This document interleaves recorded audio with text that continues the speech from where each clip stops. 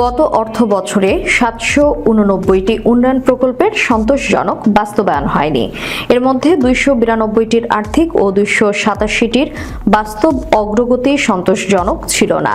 বাকি 89টির আর্থিক এবং 121 প্রকল্পে বাস্তব অগ্রগতি ছিল একেবারেই শূন্য পর্যায়ে। শেষ হয়ে যাওয়া 2023-24 অর্থ বছরের সংশোধিত বার্ষিক উন্নয়ন কর্মসূচি মূল্যায়ন করে এসব তথ্য পেয়েছে বাস্তবায়ন, পরিবীক্ষণ ও মূল্যায়ন বিভাগ। আজ এ সংক্রান্ত প্রতিবেদনটি উপস্থাপন করা হবে প্রধান উপদেষ্টা ডক্টর মোহাম্মদ ইউনূসের সামনে।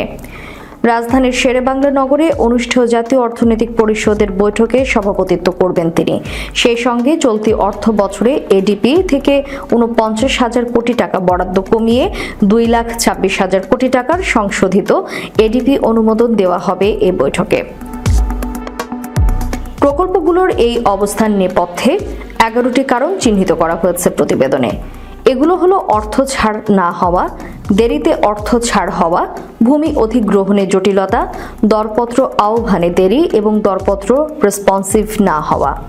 আরও আছে প্রকল্পের ঋণ না পাওয়া, অপ্রতুল বরাদ্দ, মামলাজনিত সমস্যা, ডিপিপি সংশোধন, RADP অনুমোদনের দেরি এবং উন্নয়ন সহযোগীর সঙ্গে চুক্তি করতে দেরি হওয়া।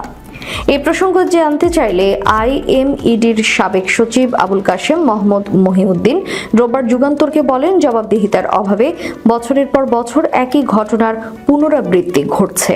এখানে IMED প্রকল্প পরিচালকদের সরাসরি ধরতে পারে না। তিনি আরও বলেন, শ্রীলঙ্কা ইভ্যালুয়েশন নীতিমালা করেছে, নেপালে ইভ্যালুয়েশন আইন আছে এবং ইন্দোনেশিয়ায় ইভ্যালুয়েশন নীতিমালা রয়েছে, কিন্তু আমাদের দেশে সেরকম কোনো বিষয় নেই। ফলে প্রতি অর্থ বছর যা হবার তাই হচ্ছে। এক প্রশ্নের জবাবে তিনি বলেন, চলতি অর্থ বছরে এডিপিতে এত বেশি টাকা কাটছাটের বেশ কিছু কারণ আছে।